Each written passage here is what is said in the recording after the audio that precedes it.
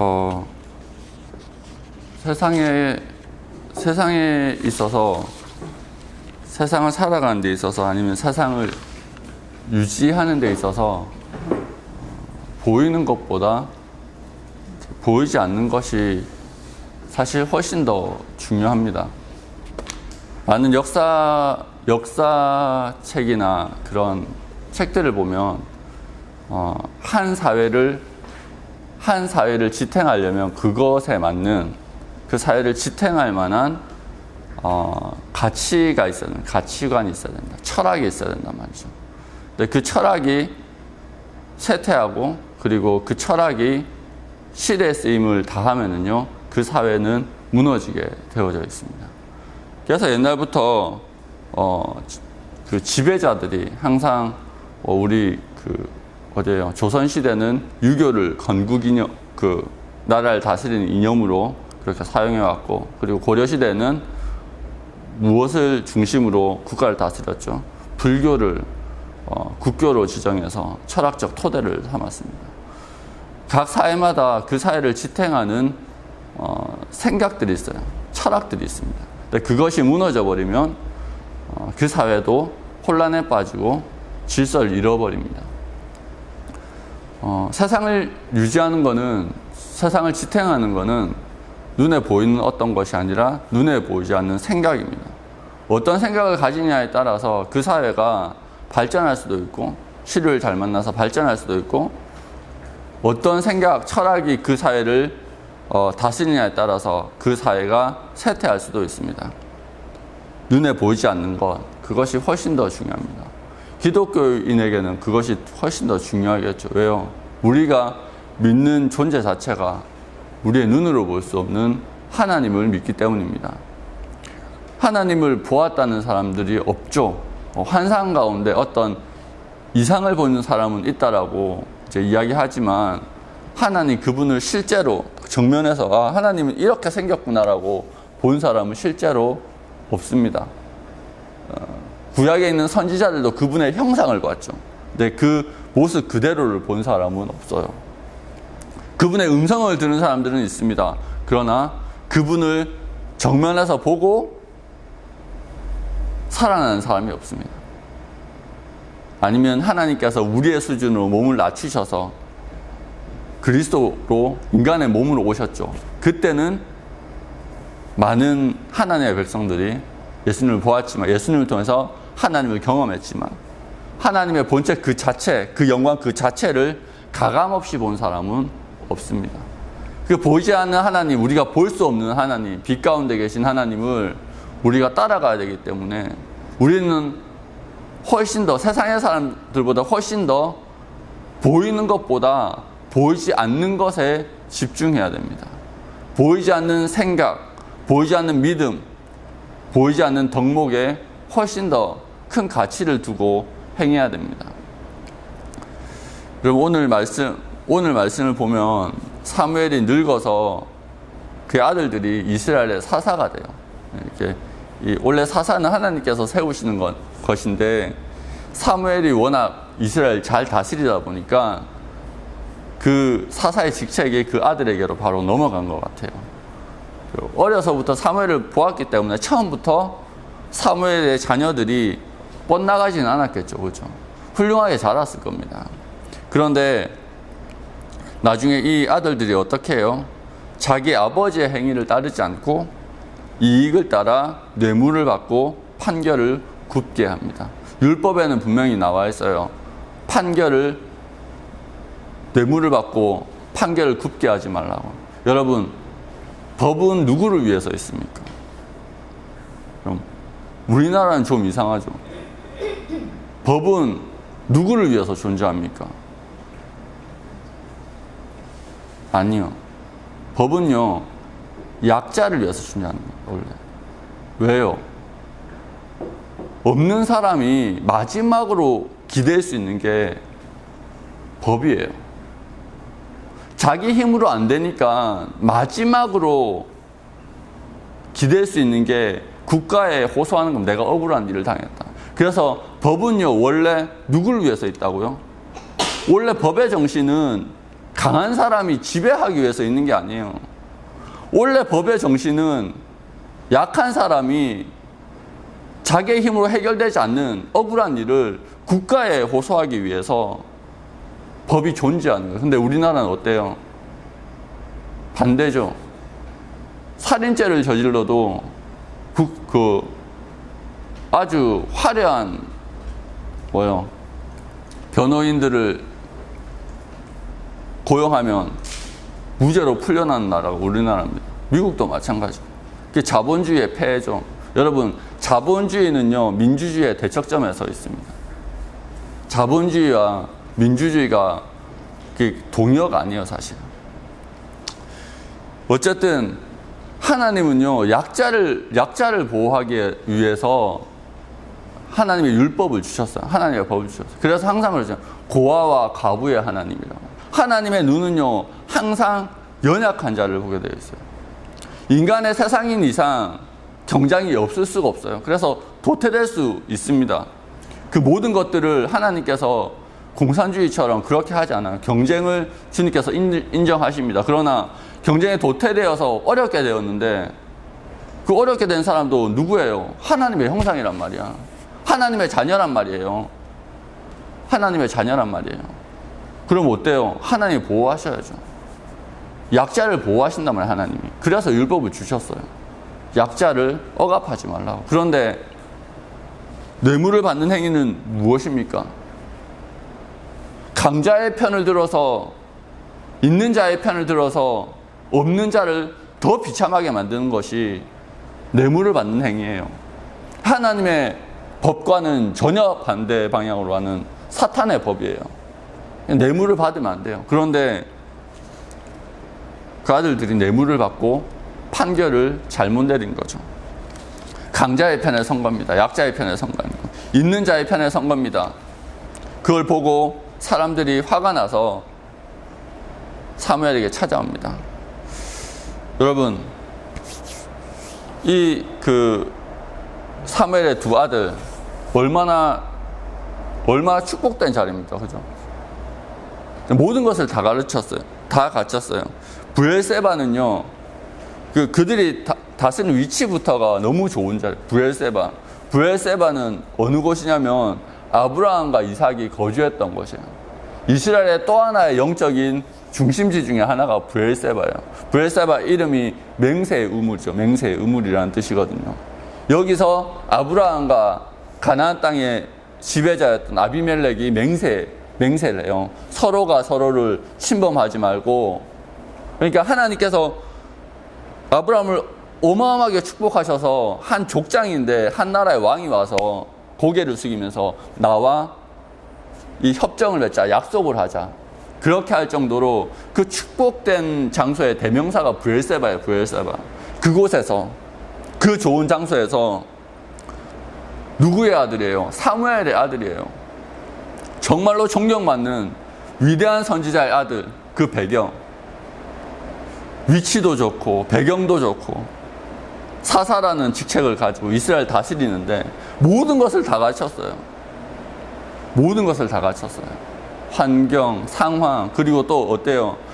사무엘이 이 이스라엘 다스리는 동안 하나님께서 누구를 막아주셨어요? 누구를 막아주셨어요? 블레셋을 막아주셨어요. 그리고 주변의 아모리 족속, 원주민이었던 아모리 족속도 화평케 지냈어요. 그러니까 너무너무 좋은 거예요. 모든 것이 다 갖춰져 있어요. 모든 것이 풍족해요. 그런 상황에서 사사가 되었어요. 그런데 그 상황에서, 그 명예롭고 아름다운 자리에서 뇌물 때문에 이 모든 것을 다 잃게 됩니다. 왜 뇌물을 받았을까? 이 좋은 자리에서 왜 뇌물을 받았을까? 왜냐하면 하나님의 은혜가 너무 익숙했기 때문에. 너무 익숙하면은요, 너무 하나님께서 우리를 돌보고 계시잖아요. 평소에는 몰라요. 마치 물고기가 물 안에 있으면서 그 물의 고마움을 모르는 것처럼 우리가 항상 숨 쉬니까 공기의 고마움을 모르는 것처럼, 요즘에는 좀 알죠. 코로나 때문에 항상 이게 마스크 쓰고 있으니까. 미세먼지 때문에, 예?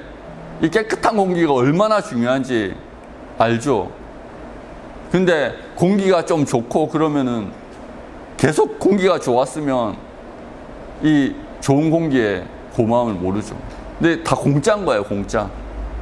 다 공짜예요.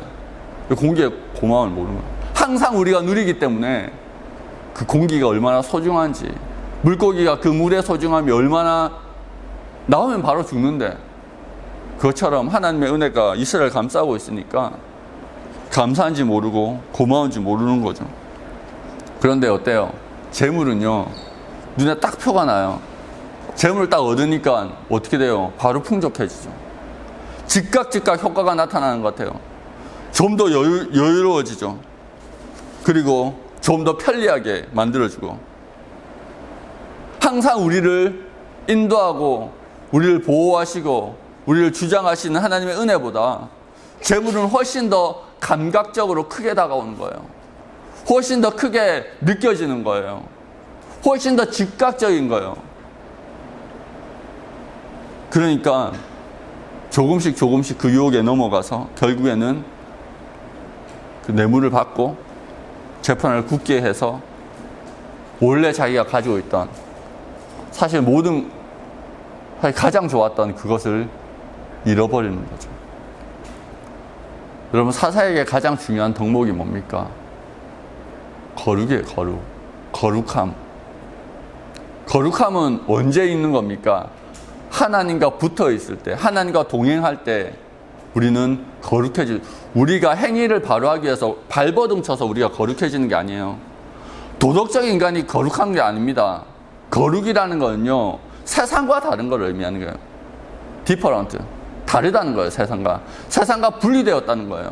세상과 분리되는 방법은 단 하나입니다. 하나님과 동행하는 거. 그것이 거룩이에요. 근데 재물을 택함을 통해서 하나님을 버리게 되는 거죠. 재물과 하나님을 같이 섬길 수 없다고 예수님께서 분명히 말씀하셨잖아요. 재물을 섬김을 통해서 하나님과 관계가 끊어져 버려요. 거룩을 잃어버린 거죠. 여러분, 거룩하면, 하나님과 동행하면요, 도덕적 그런 것들은 자연스럽게 따라오게 되어져 있습니다. 왜요? 하나님께서 도덕적이기 때문에. 하나님 이 세상을 도덕적으로 통치하십니다. 바르게 통치하십니다. 바르게 다스리십니다. 그래서 하나님과 동행하면 자연적으로 우리는 도덕적이 됩니다. 그런데 세상을 섬기면서도 도덕적일 수 있습니다. 그래서 거룩은 도덕보다 한 차원 위의 이야기예요. 어쨌든 하나님과 동행하는 것을 버려버려요. 하나님과 동행하는 걸 버려버리니까 이전에 자기가 가지고 있었던 모든 것을 다 잃어버리게 됩니다. 여러분, 사실 사람들이 이 두 아들에게 뇌물을 준 이유는 뭡니까? 이들이 사사였기 때문이에요. 이들이 거룩했기 때문에 뇌물도 받을 수 있었어요. 아이러니컬하죠. 근데 거룩하지 않고 사사가 되지 못하면 이제 뇌물도 없는 거예요. 결국 거룩이 이들이 가진 모든 것이었고 가장 중요한 것이었어요. 그리스도인들에게도 마찬가지입니다. 거룩은 그리스도인에게 가장 중요한 것이어서 보이지 않지만, 직접 이게 감각적으로 다가오진 않지만 하나님과 함께하면서 동행하는, 그러므로 얻게 되는 이 거룩이라는 것은요, 그리스도인에게 모든 것이에요. 여러분, 거룩하면요, 사랑할 수 있어요. 왜? 하나님과 동행하니까 하나님의 성품이 부어지는 거예요. 이걸 잃어버린 순간 이 두 아들은 모든 것을 다 잃어버립니다. 이걸 잃어버리는 순간 두 아들은 이전에 가졌던 모든 것들과 그리고 앞으로 얻을 수 있는 모든 것을 다 잃어버립니다. 우리도 마찬가지예요. 우리도 하나님과 동행함을 잃어버리는 순간, 하나님 대신 눈에 보이는 어떤 것을 감각적으로 우리가 경험할 수 있는 그것들을 취하는 순간 우리는 우리가 가진 모든 것들을 다 잃어버리게 되어져 있습니다. 그리고 오늘 또 하나의 부류가 나오죠. 뭐예요? 누굽니까? 사람들이 왕을 구합니다. 왕을 구해요. 이것도 사실 똑같은 거예요. 형태는 다르지만 그럴듯한 핑계를 가지고 왔어요. 당신 아들이 뇌물을 받고 재판을 굳게 했기 때문에 더 이상 당신 아들을 믿을 수 없다. 왕을 달라 이야기하죠. 그런데 사실 그들의 속마음은 뭡니까? 그들의 속마음은 8장 20절에 보면 우리도 다른 나라들 같이 되어 우리의 왕이 우리를 다스리며 우리 앞에 나가서 우리의 싸움을 싸워야 할 것이니이다 하는지라. 이게 그들의 속마음이었어요. 여기에 그들의 마음이 드러나요. 고대 왕들은요, 영웅적인 사람들이었어요. 영웅적인 사람. 전쟁이 나면 사람들을 모아서 사람들을 진두지휘해서 백성들을 보호하고 그리고 나가서 적절하게 그리고 용맹하게 사람들을 싸울 수 있도록 지원하고 힘을 모을 수 있는 구심점과 같은 역할을 합니다.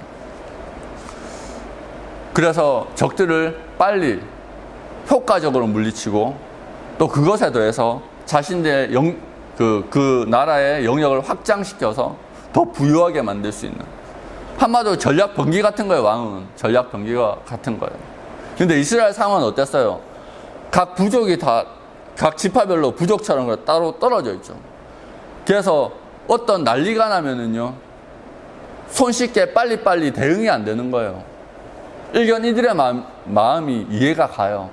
블레셋이 쳐들어왔는데 각 지파별로 우왕좌왕하니까 효과적으로 대응이 안 되는 거죠. 그래서 왕을 세워서 구심점을 세워서 우리나라도 다른 나라들처럼 잘 먹고 잘 살아보자. 다른 나라 정복도 해보고 이겨보고 그리고 약탈도 해보고 그래보자. 좀 더 풍성해져 보자. 그런 생각으로 왕을 요구하는 거예요. 여러분, 원래 이스라엘 왕은 누굽니까? 하나님이에요. 하나님이에요. 7절에 보면 여호와께서 사무엘에게 이르시되 백성이 내게 한 말을 다 들으라. 이는 그들이 너를 버림이 아니요 나를 버려 자기들의 왕이 되지 못하게 함이니라. 여러분, 하나님이 왕이에요. 하나님이 왕이에요. 지금까지 하나님이 왕이었어요. 왕이신 하나님께서 사사라는 대리인을 세워서 이스라엘을 다스리셨어요. 하나님이 왕이에요. 그런데 왕이 되지 못해요. 왜? 눈에 보이지 않으니까. 불과 몇십 년 전에 하나님께서 사무엘을 통해서 블레셋을 정복하셨잖아요. 그죠? 그리고 그 땅에 화평을 주셨어요. 몇십 년 지나니까 이게 희미해지는 거예요. 눈에 보이지도 않고 왕은 한 번씩 순시라도 놀지. 근데 하나님은 눈에 보이지도 않아. 그리고 하나님을 상징하는 언약궤는 어디에 있어요? 아직 어디에 있어요? 기럇 여아림 산지에 있어요. 시골에 이게 숨겨져 있단 말이야.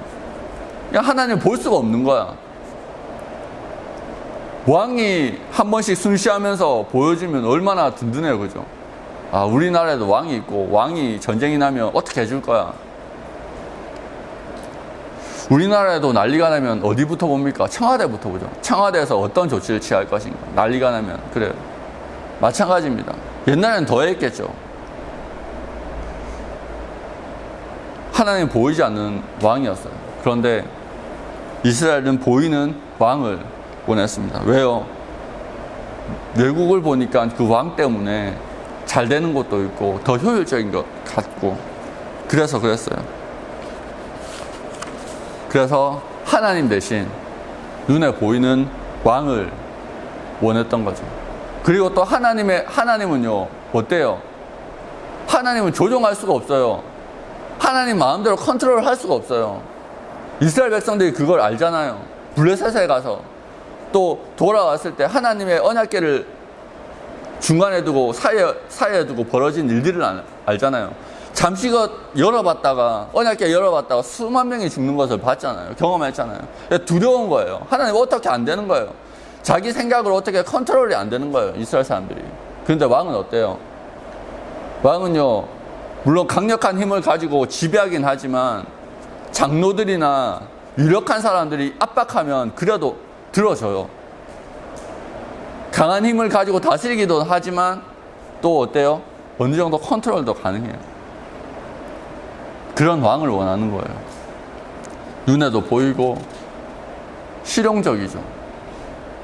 그래서 이 이스라엘 사람도, 이 이스라엘 백성들이 자기 구미에 맞는 왕을 원했습니다.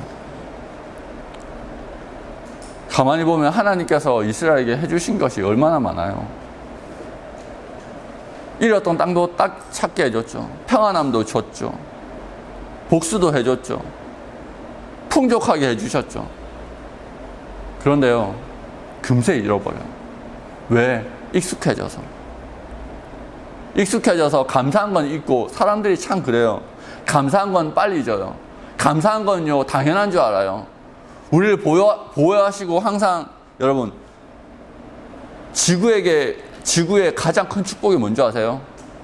이 대기권이에요, 대기권. 대기권이 없으면요, 날마다 하늘에서 운석이 떨어질 거예요. 그런데 자잘한 운석은 어디서 다 타서 없어져요. 대기권을 돌입하면서 다 타서 없어져요. 웬만한 거는. 이게 축복이 항상 지구를 감싸고 있기 때문에 사람들이 그게 얼마나 감사한지 몰라요. 그런데 달을 보세요, 달. 달은요, 곰보예요, 곰보. 곰보처럼 뻥뻥 뚫려 있어요, 지표면이. 왜요? 대기권이 없어서요. 바깥에서 운석이 날아오면은 그냥 다 맞는 거예요. 그래서 달에는 사람이 살 수가 없어요. 왜요?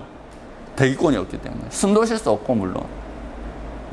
보호하심, 그 보호하심이 얼마나 감사한지 몰라요.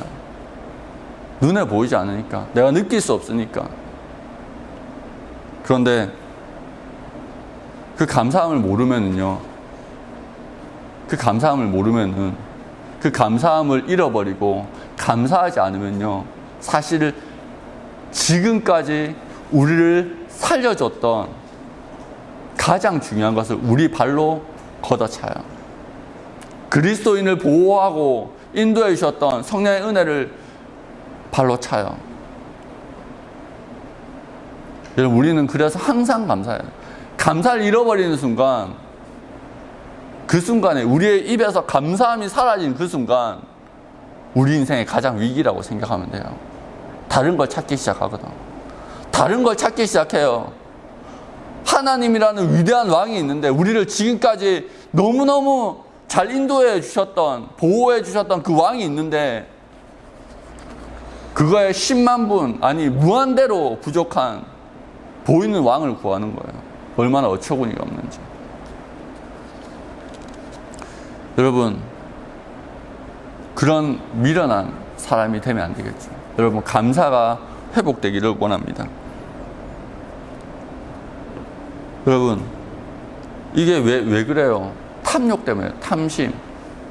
탐심은 우상 숭배입니다. 우상을 섬기는 순간 하나님을 같이 섬길 수 없어요. 여러분, 기독교 역사 속에서 이 탐심 때문에 하나님을 버리는 일들이 비일비재하게 존재해요. 하나님을 버리는 일들이 비일비재하게 존재한다. 눈에 보이는 조그만 이익 때문에 하나님을 버리는 그런 일들 얼마나 많이 존재하는지 모르겠습니다. 여러분, 중국에서 시작된 코로나, 여러 가지 설이 있죠. 두 가지 설이 대표적입니다. 하나는 인간들이 자신의 욕심 때문에 계속 그 숲 지역을 계속 이게 파고 들어가죠. 그래서 박쥐가 사는 공간과 인간들이 사는 공간이 겹치면서 예전에는 인간들에게 감염되지 않았던 그 박쥐가 가지고 있던 바이러스가 감염됐다는 설이 있어요. 또 하나는 그 지역에서 바이러스를 연구하다 그게 유출됐다는 설이 있고, 두 설 다 동일하게 뭐가 중심에? 욕심이 중요해요. 욕심. 인간의 욕심 때문에 숲을 파괴하니까 그 숲에서 바이러스가 튀어나온 거 아니에요, 그죠? 또 능력도 안 되면서, 또 한 가지의 설은 능력도 안 되면서 욕심 때문에, 탐욕 때문에 바이러스를 연구하다가 제어도 안 되고 해서 튀어나온 거 아니에요. 둘 다 욕심이에요. 어떤 사람들은 욕심이, 탐욕이 인간의 역사가 발전한 근거라고 이야기합니다. 다 틀렸어요. 여러분, 탐욕은 항상 재앙을 가져왔어요. 탐욕은 항상 사람들을 죽였습니다. 그런데 이 탐욕 때문에 이 생겨난 재앙을 어떤 사람들이 막아요? 희생되는 사람들이 있다면, 어려운 사람들이 항상 희생해서 이 탐욕으로 말미암은 재앙을 막아요. 그 사람들은 그리스도인일 수도 있고 아닐 수도 있겠죠. 그리고 탐욕으로 세상을 불바다로 만든 사람들은요, 책임지지 않습니다. 대표적인 사람, 딱 생각나는 사람, 히틀러. 전 세계를 전쟁의 소용돌이에 밀어넣고 어마어마한 사람이 죽죠. 근데 그 사람 나중에 안 되니까 어떻게 해요? 책임 안 집니다. 그냥 자살하지. 그럼 탐욕적인 사람은요, 책임 안 집니다. 탐욕 때문에, 욕심 때문에 세상이 발전한 게 아니에요. 희생하는 사람 때문에 항상 세상을 발전했습니다. 헌신하는 사람 때문에 세상을 발전했습니다. 사랑하는 사람 때문에 세상은 발전했어요. 우리나라의 가장 좋은 대학이 스카이 대학이죠. 그렇죠? 우리나라의 좋은 대학 상당수 누가 지어준 거예요? 선교사님들이 지어준 거예요. 뭘로? 사랑으로. 자기의 삶을 희생하면서 그것이 우리나라의 발전의 밑거름이 된 거예요. 여러분, 항상 세상은 희생과 사랑 위에 세워집니다. 탐욕, 욕심, 이것이 원동력이라고 하는 사람은 거짓말장이에요. 탐욕은 항상 눈에 보이는 것을 추구합니다. 세상을 반전시키고 나아가 더 아름답게 만드는 것은 눈에 보이지 않는 어떤 가치입니다. 그리스도인에게는 거룩입니다. 하나님과 동행하는 것. 그리고 그 거룩 가운데 나오는 그 성품, 하나님을 닮은 성품, 그것이 교회와 세상을 아름답게 합니다. 발전시키고 풍요롭게 만듭니다. 근데 얼마나 많은 사람들이, 특별히 교회가 세상이 다 아니까 우리도 해야 된다, 세상에 뒤처지면 안 된다, 그런 논리로 세상을 따라가다가 이제는 위기죠. 여러분, 거룩을 찾으면요, 모든 것은 따라오게 되어져 있습니다. 사무엘이 그랬던 것처럼, 사무엘이 모든 우상을 버리고 미스바로 집합했을 때, 그때 이미 이스라엘은 완전히 거덜이 났었어요. 그런데 그렇게 모든 우상을 버리고 미스바로 와서 회개 운동이 벌어졌을 때 어때요? 모든 것이 거룩이 회복되었을 때 모든 것은 회복되었습니다. 그런데 어때요?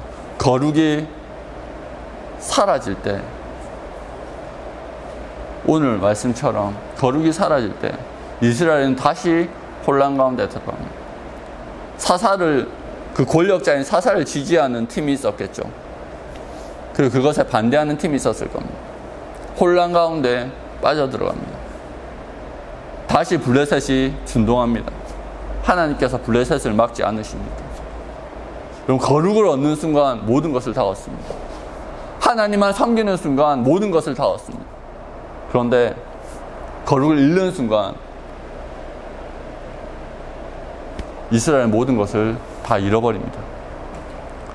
오늘 말씀을 기억했으면 좋겠습니다. 여러분, 거룩이라는 것이, 하나님과 동행한다는 것이 다른 게 아니에요. 아까 말한 것처럼 우리가 하루하루 감사함을 찾는 겁니다. 감사함을 찾아야 돼요. 내가 힘든 상황 가운데서도 감사함을 찾으십시오. 그리고 하나님께 감사하고 기도하십시오. 그러면 하나님이 더 감사한 것으로 채워주십니다. 더 감사한 것들이 생깁니다. 믿음이 자라납니다. 모험을 할 수 있습니다. 여러분, 감사함이 없으면요, 모험도 없어요. 그리스도인에게 모험이 없으면요, 발전하지 못해요. 여러분, 일주일 기도하면서 우리 감사함을 찾고, 그리고 그 감사함 가운데 거룩함을 회복하기를 소망합니다. 거룩은 딱딱한 게 아니에요. 도덕적인 게 아닙니다. 하나님의 성품을 본받아가는 겁니다. 하나님의 사랑을 본받아가는 거고, 하나님의 온유하심을 본받아가는 겁니다. 거룩을 흉내내려고 하면 딱딱한 인간이 됩니다. 하지만 진짜 거룩한 사람은 하나님의 성품을 본받아서 착한 사람이 됩니다. 여러분, 여러분들이 착한 사람이 되기를 소망합니다. 바나바처럼. 바나바가요, 성령에 충만한데 그 사람 성격의 특징이 뭐냐면 그 사람은 착한 사람이었더라. 성경에 나와요, 사도행전에. 그래서 그 사람이 교회의 부흥을 이끌죠. 여러분, 여러분들 착한 사람이 되기를 원합니다. 일주일도 착하게 살아가는 저와 여러분들 되었으면 좋겠습니다. 기도하겠습니다.